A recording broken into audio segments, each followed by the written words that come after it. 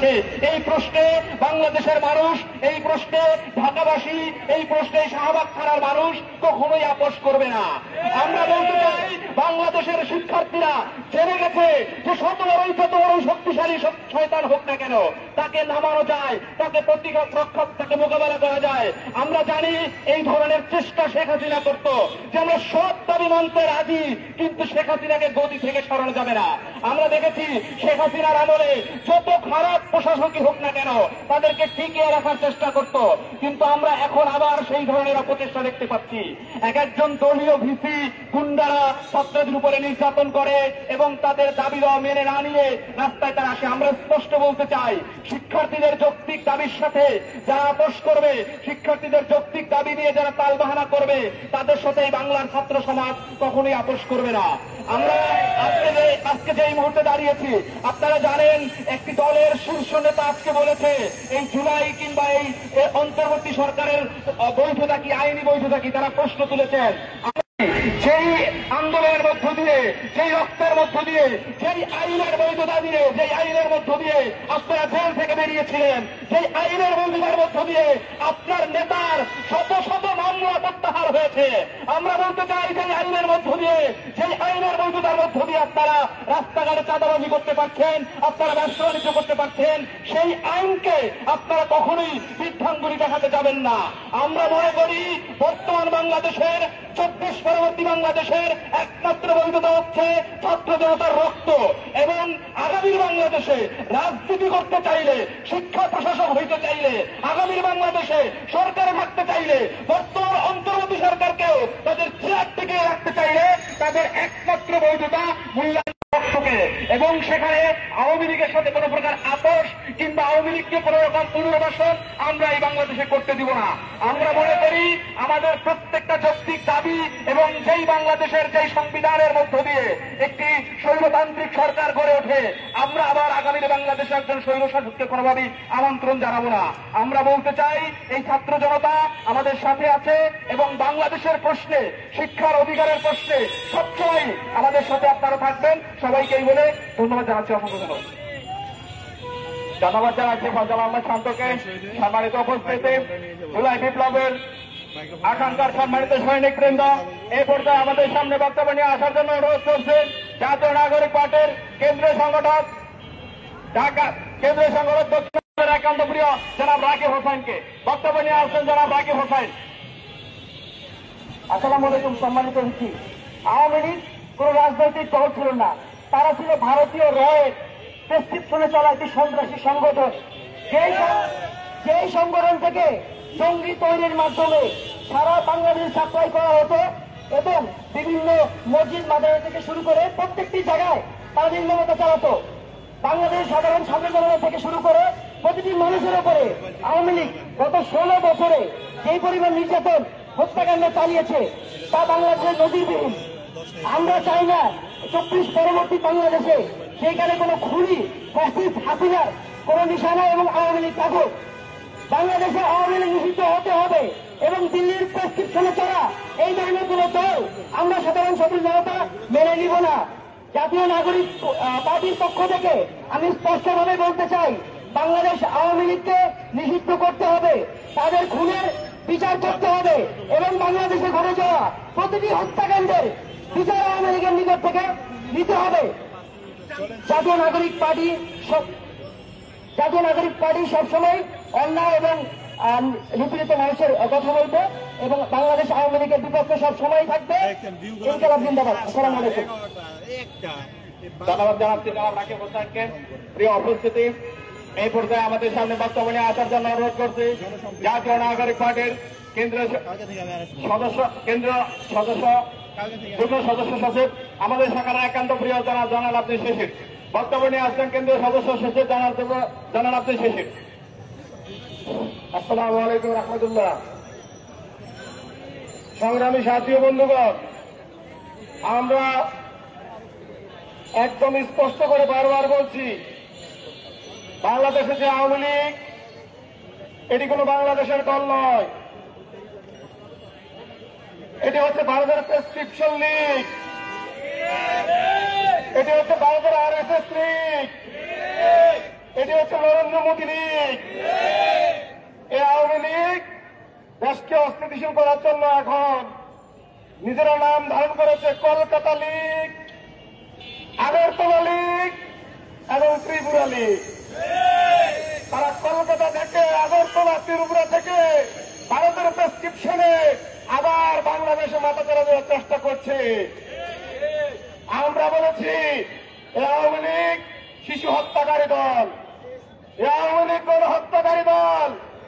এর আগে 1972 থেকে 75 পর্যন্ত আওয়ামী লীগ দেশে 30,000 ভাইয়ের বুক খালি করেছে। আমরা ওই বিচার পাইনি।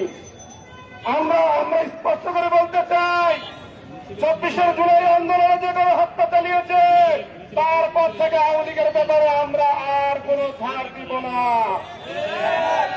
আমাদের দাবি আওয়ামী লীগকে নিষিদ্ধ করতে হবে, আওয়ামী লীগের গণহত্যার বিচার করতে হবে। আওয়ামী লীগ নিয়ে বর্তমান সরকারের যে অপচার আচরণ, আমরা তার নিয়ে সন্দেহ পোষণ করি। আমরা রক্ত দিয়ে আপনাদেরকে ক্ষমতা বসিয়েছি, এখন আপনারা আমাদের সাথে বিরোধী দলের মতন আচরণ করেন। মনে হচ্ছে আপনাদেরকে আমরা দাবি জানাবো, আর আপনারা আমাদের দাবি মানবেন কি মানবেন না সে ব্যাপারে সিদ্ধান্ত নেবেন, বিবেচনা করবেন। আমরা আপনাদেরকে বলি, ওই অন্তর্বর্তী সরকারের কোন উপদেষ্টাকে আমরা চাকরি করার জন্য এই মন্ত্রণালয়ে পাঠাই নাই। বাংলাদেশে চাকরি করার লোকের অভাব নাই। আপনারা ওই মন্ত্রণালয়ে চাকরি করবেন আর আওয়ামী লীগ পুনর্বাসন করবেন, টেন্ডারবাজি, চাঁদাবাজি এগুলো থামাবেন না। বাংলাদেশের জনগণ, বিপ্লবীরা এটা সহ্য করবে না। আমরা আপনাদেরকে স্পষ্ট করতে চাই, এখনো সময় আছে, আইন করে আওয়ামী লীগকে নিষিদ্ধ করুন। আওয়ামী লীগের নিষিদ্ধের ব্যাপারে বিপ্লবীদের সাথে কথা বলুন, শহীদ ফ্যামিলির মনের ভাষা বুঝুন। আমি উপদেষ্টা পরিষদকে আবার বলতে চাই, আপনারা যে উপদেষ্টা রয়েছেন, আপনাদের কারো পরিবার থেকে একজনও শহীদ হয় নাই। আপনারা শহীদ কারা হয়েছে, ওই শহীদ মায়ের মর্ম আপনারা বুঝছেন না, শহীদ মায়ের কন্দন আপনাদের কোনো গ্রহণ পোষাচ্ছে না। যার কারণে আপনারা এখনো আওয়ামী লীগের ব্যাপারে নতুন আচরণ করছেন, নমনীয় আচরণ করছেন।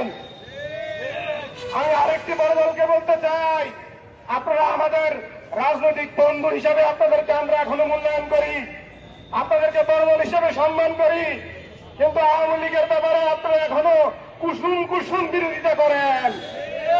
আপনারা এখনো এই নিয়ে বিনিয়ে আওয়ামী লীগ নিষিদ্ধের বিপক্ষে অবস্থান নিচ্ছেন। আপনারা সংস্কারের বাধা হয়ে দাঁড়াচ্ছেন। আমি ওই বড় দলটিকে বলতে চাই এবং স্পষ্ট করে বলতে চাই, বিএনপির ভারপ্রাপ্ত চেয়ারম্যান জনাব তারেক রহমান সাহেব, আপনার প্রতি সম্মান রেখে বলছি, আওয়ামী লীগ বাংলাদেশে নিষিদ্ধ আপনারা চান কিনা এই বিষয়টি একদম স্পষ্ট করে জনগণের সামনে কোন ধানাই বানাই করবেন না। জাতীয় নাগরিক পার্টি এনসিপি আওয়ামী লীগের নিষিদ্ধের দাবি জানিয়েছে, আপনি বিএনপির ভারপ্রাপ্ত চেয়ারম্যান হিসাবে আওয়ামী লীগের নিষিদ্ধের দাবি জানান। সবাইকে ধন্যবাদ। ইনকিলাব জিন্দাবাদ, বাংলাদেশ জিন্দাবাদ, দিল্লি নির্বাচন। ধন্যবাদ জানাচ্ছি আমাদের সম্মানিত সদস্য জনাব আব্দুল শিশিরকে। প্রিয় উপস্থিতি এ পর্যায়ে আমাদের সামনে বক্তব্য নিয়ে আসার জন্য অনুরোধ করছে জাতীয় নাগরিক পার্টির কেন্দ্রীয় সংগঠক, দক্ষিণাঞ্চলের সম্মানিত সংগঠক আমাদের একান্ত প্রিয় জনাব আতাউল্লাহ সাহেবকে বক্তব্য নিয়ে আসছেন। জনাব আতাউল্লাহ।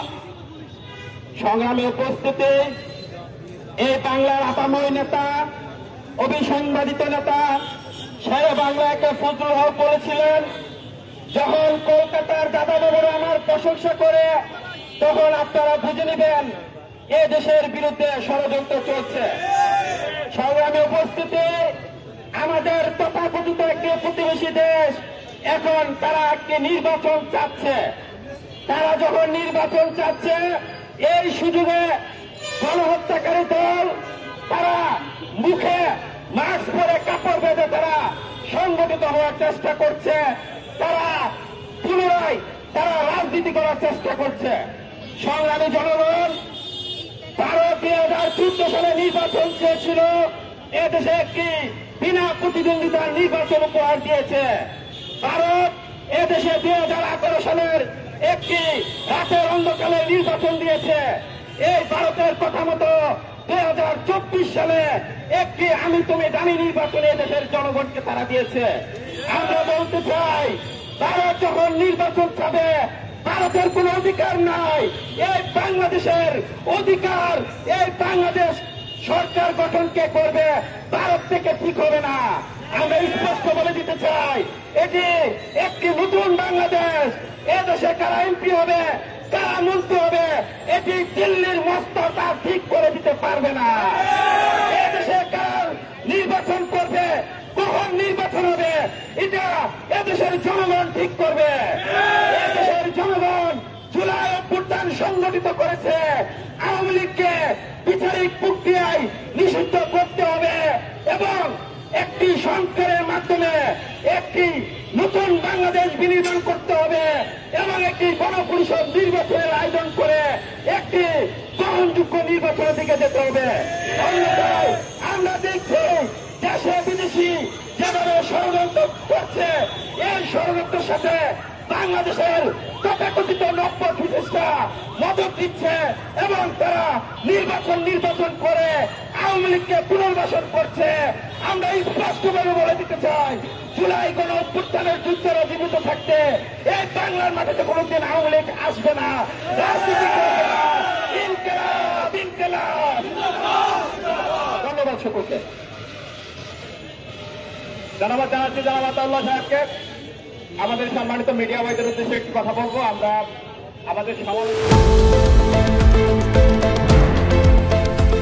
দেশের পাশে, বিশ্বের সাথে, মেট্রো টিভি।